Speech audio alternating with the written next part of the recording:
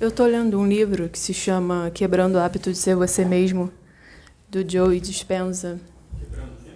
Quebrando o Hábito de Ser Você Mesmo, do Joe Dispenza. Eu ainda estou lendo, mas vou aproveitar a oportunidade aqui para compartilhar uma parte que eu achei interessante, que ele fala muito, esse livro ele vai tratar muito das nossas questões mentais, né, das nossas crenças, dos nossos padrões, dos nossos hábitos. Porque a nossa mente consciente é só mais ou menos, vamos botar assim, 5%, mas só para dizer que é muito pouco em relação à nossa mente inconsciente. Vamos dizer que seria assim, 95%. Então, a gente é muito mais inconsciente do que consciente.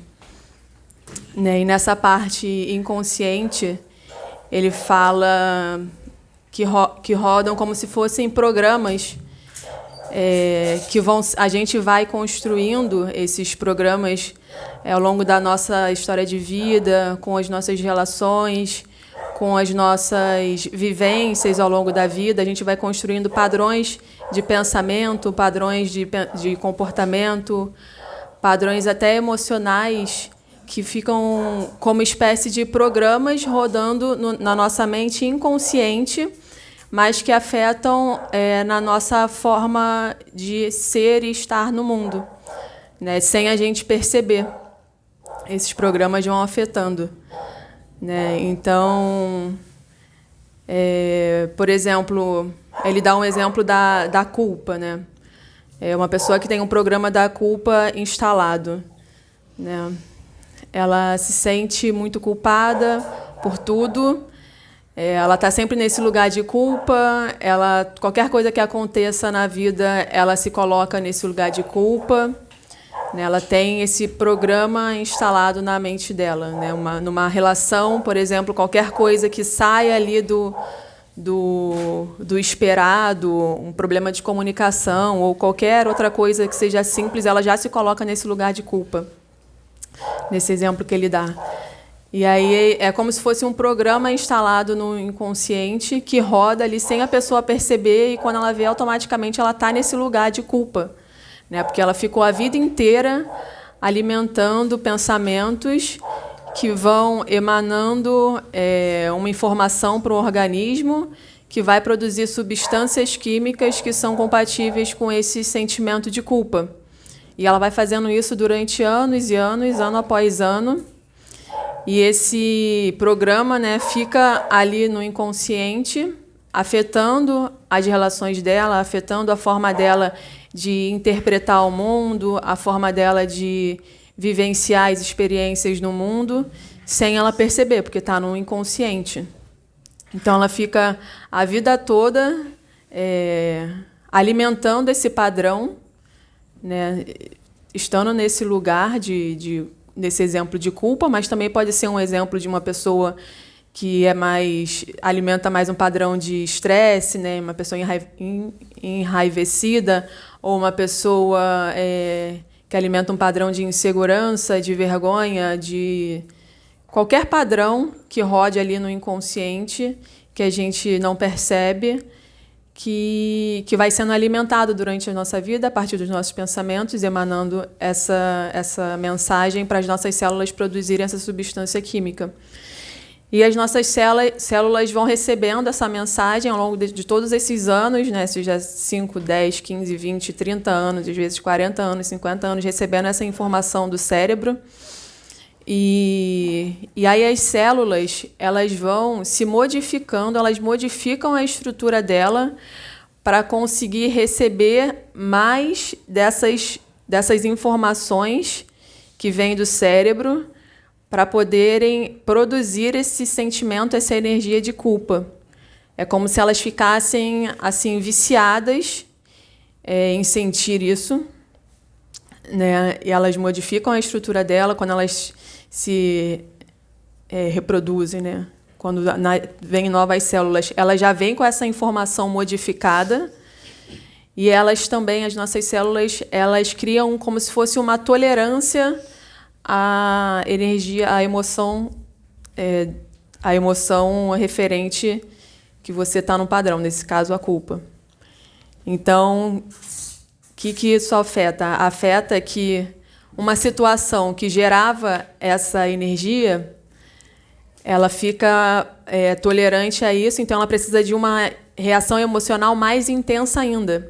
Então, a pessoa inconscientemente ela vai atrás de situações na vida dela que ela vai sentir essa emoção de maneira mais forte. Ela vai sentir ela vai atrás de situações na vida dela que esse sentimento de culpa vai vir mais forte. E cada vez mais ela vai buscando situações que vai trazer isso mais forte, né? Porque como se as células criassem uma tolerância. Assim como quando a pessoa usa uma droga, ele até faz esse comparativo de que as células, a gente fica tão viciado em ter um padrão, em sentir aquela emoção, como a gente fica viciado em qualquer hábito, seja usar uma droga, seja roer unha, seja comer chocolate, seja beber cerveja, ficar no celular.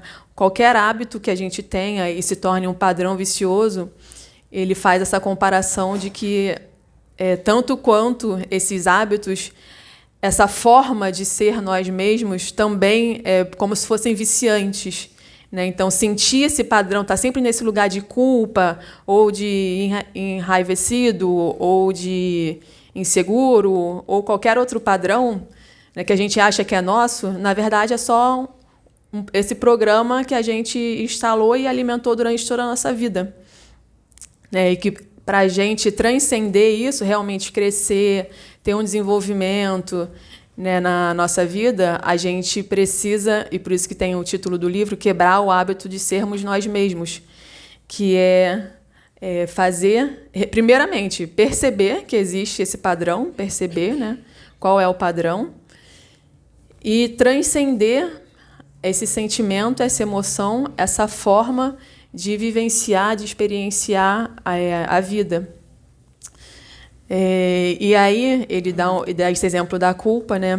E ele fala que as células estão tão viciadas em sentir essa emoção que quando você percebe isso e você tem uma atitude de querer mudar, é como se elas ficassem assim apavoradas e mandassem uma mensagem para o seu próprio cérebro para produzir mais essa substância química de culpa, porque elas ficam meio que como se fossem abstinência, assim. Então, eu preciso sentir culpa. Então, as próprias células, como se fosse assim, uma linha de montagem e o cérebro tivesse por 20 anos mandando uma peça ali, que vai chegar nas células e as células produzem esse sentimento, essas substâncias químicas compatíveis com a culpa. E, de repente, o cérebro para de mandar. Né? Então, as células ficam assim, tipo, o que está acontecendo aí? Como assim? O que você está fazendo? A gente está acostumado com isso aqui, não é para mudar, não. Você não sabe o que está fazendo, a gente deu conta durante todo esse tempo. Continue assim, continua fazendo isso, porque isso que você está fazendo aí não é familiar, isso é estranho, isso é desconfortável, não está legal. Então, as células elas mandam como se fosse assim, uma mensagem para o cérebro, vai através da medula e chega na superfície do cérebro, e uma mensagem rápida, que ele chama de pista rápida, que vai direto para o sistema nervoso central, que é para o próprio organismo produzir mais essa substância, enviar mais essa substância. Então, te colocar numa situação que você vai sentir essa culpa. E, ao mesmo tempo, quando você resolve fazer essa mudança, identifica esse padrão e resolve viver mais consciente e tentar mudar os pensamentos, as emoções e tudo mais, tem também uma parte do próprio cérebro, que é como se fosse um termostato, que se chama hipotálamo, que também manda uma mensagem para o cérebro. Né? Como se ele falasse assim, nossa, essa substância tal está embaixo, precisamos produzir mais. E aí ele chama de pista lenta essa, porque demora um pouquinho mais.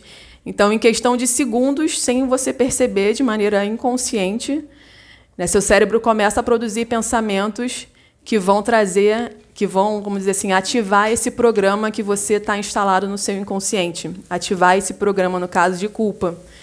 Então, primeiro vai produzir pensamentos para você procrastinar uma atividade, por exemplo, tipo, faz isso mais tarde, ou amanhã você faz isso, ou agora você não pode começar a fazer tal atividade. Então, para você ser induzido a ter essas atitudes para depois sentir a culpa.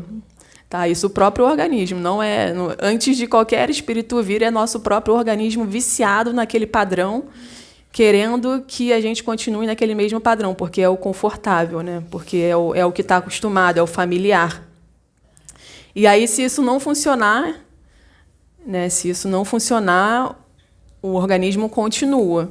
Aí vem aquelas imagens do passado para você se sentir culpado, ou vem pensamentos de outras pessoas, né? Vem pensamentos de situações, vem pensamentos diversos para você cair nesse enredo do seu próprio organismo, do seu próprio cérebro, das suas próprias células viciadas nesse padrão comportamental, né? Que ele fala, o Joe Dispenza fala nesse livro.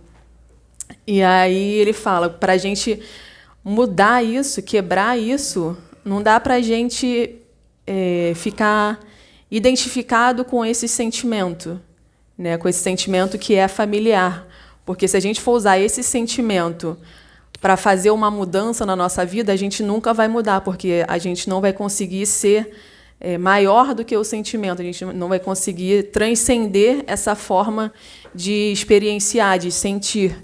Então, se essa pessoa do exemplo for fazer algo diferente do que ela está acostumada, ela vai se sentir culpada. Se ela usar essa culpa para não fazer, tipo, estou me sentindo culpada, não vou fazer, ela nunca vai fazer, porque ela nunca vai conseguir transcender esse sentimento. Ou então uma pessoa insegura está numa situação que ela se sente insegura, e aí, estou insegura, não vou fazer, ela nunca vai mudar, nunca vai quebrar o hábito de ser ela mesma, porque ela não vai conseguir transcender essa insegurança, ou essa culpa, ou essa raiva. Ela não vai conseguir ser maior do que essa emoção, do que esse padrão emocional, esse programa instalado, né, na cabeça dela. Então, o que é importante é a gente se desidentificar com esses hábitos, com esses padrões que a gente acha que a gente é, mas que, na verdade, a gente não é. Porque, na verdade, o que a gente é mesmo, em essência, é pura potencialidade, né? São infinitas possibilidades. Então, qualquer limitação que a gente tenha, ou qualquer sentimento, assim, principalmente de baixa energia, de baixa vibração, são padrões do nosso próprio ego, do nosso próprio personagem, que a gente traz para essa existência e fica ali alimentando dia após dia, ano após ano, e acaba se identificando com aquele padrão comportamental, com aquele padrão emocional, e achando que é aquilo. Mas a gente não é aquilo. A gente tem alimentado aquilo durante X anos. A gente está tão viciado naquilo e está tão acostumado e tão identificado com aquilo que, às vezes, acha que é aquilo, mas não é aquilo. Aquilo é só uma pequena parte, uma ínfima parte do que a gente é. Porque a gente é além disso, né? E fazer essa desidentificação dessa nossa parte egóica, eu acho que é esse trabalho da gente se reconectar com o nosso próprio eu, com o nosso eu verdadeiro, que é a nossa essência, né? Com o eu superior.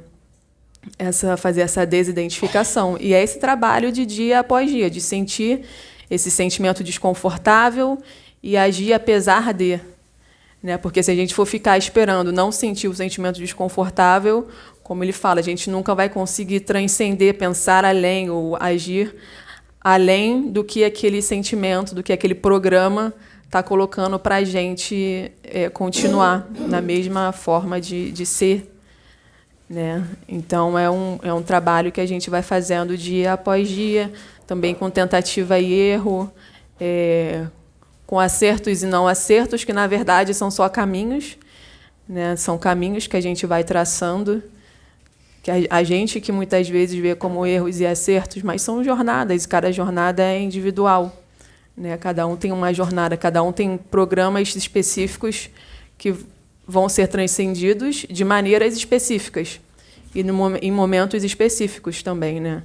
Cabe a cada um de nós ver se quer Acredito que as pessoas que estão aqui, que assistem os vídeos e tudo mais, querem isso, né? Porque estão buscando e tudo mais.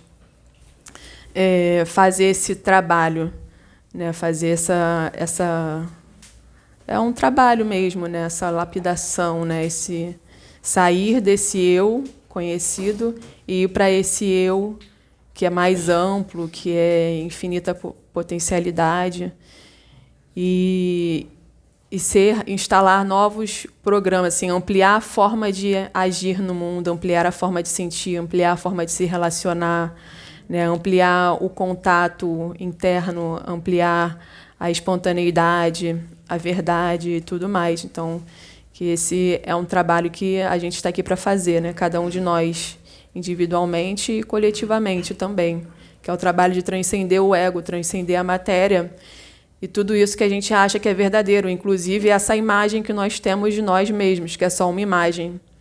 A imagem mental que nós temos de nós mesmos é só uma imagem, né? Mas como a gente geralmente vai se relacionando com pessoas que também têm a sintonia e veem a gente como a gente se vê e também tem padrões parecidos com nossos, parece que aquilo é verdade, mas, na verdade, aquilo é só uma parte da verdade. A verdade é muito mais ampla, né? O que nós somos é muito mais amplo. Você levantou a mão?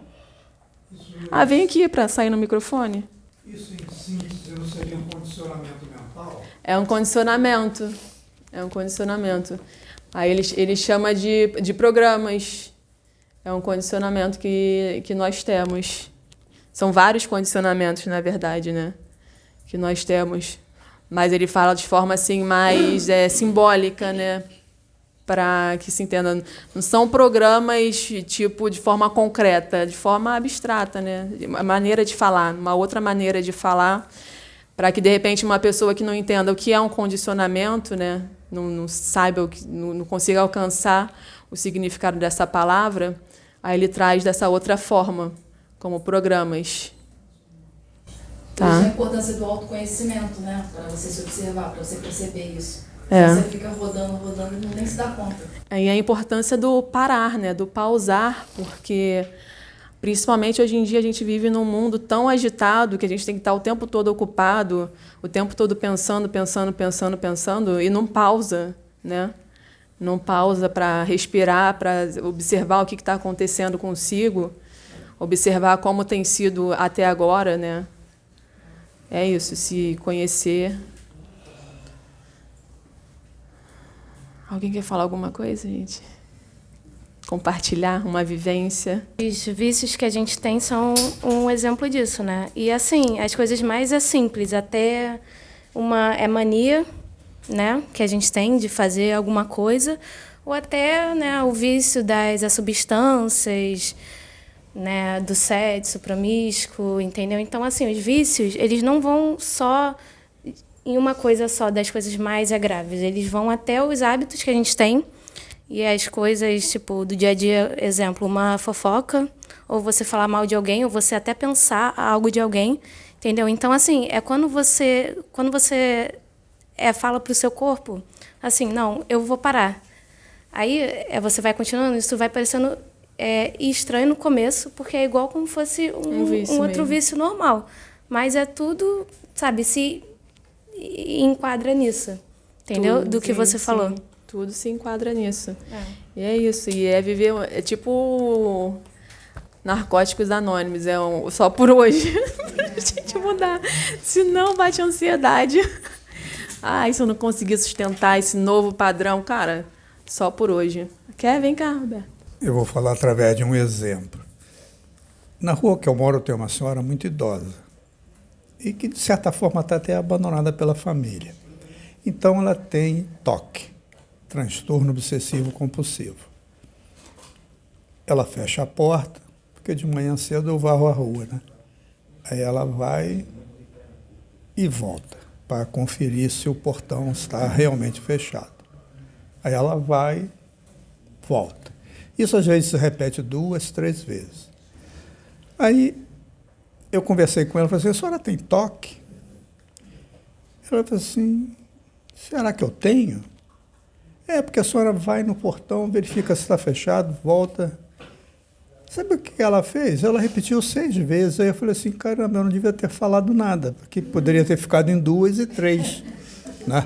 Então, É sério? o transtorno obsessivo compulsivo, quem tem sabe que ele é muito forte, de forma que você muito pode, angustiante. conforme você falou. Eu tinha um amigo, um engenheiro brilhante na inteligência, que ele roía as unhas.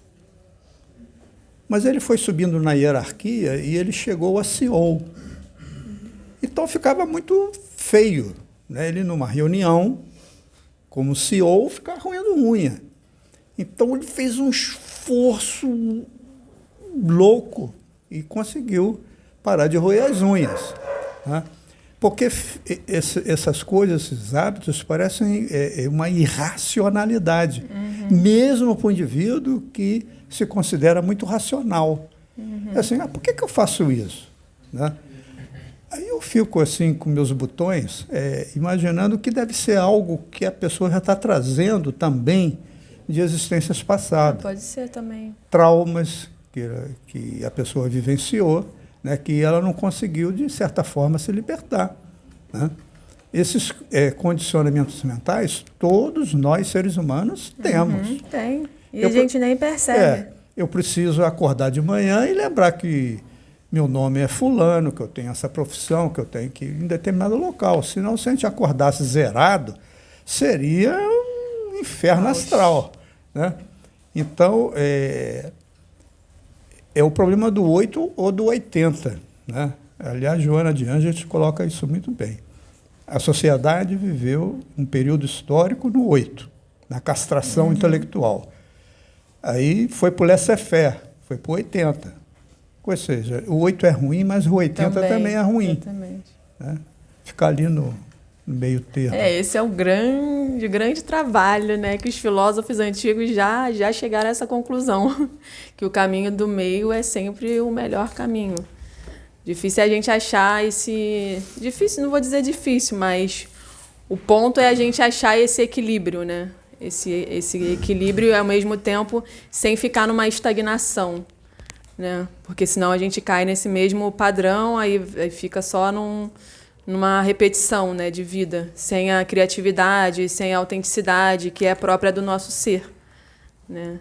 Então, acho que é um constante movimento e, ao mesmo tempo, uma constante tentativa e erro, uma constante parada também, parar para respirar, para analisar, para refletir ou para simplesmente ser, que é importante também. A gente vive nesse mundo de hoje muito o que os indianos chamariam de rajásico, né, que é de muito movimento, o tempo todo está em movimento, inclusive a mente o tempo todo, absorvendo conteúdo, absorvendo informações, absorvendo imagens, né, fazendo coisas, e muitas vezes não tem esse tempo de simplesmente parar, para simplesmente ser, para respirar, para contemplar, para agradecer, né, para reparar tudo de bom que já existe, né, ao invés de só estar correndo atrás, e não pausa para dar essa contemplada, né, que é importante também.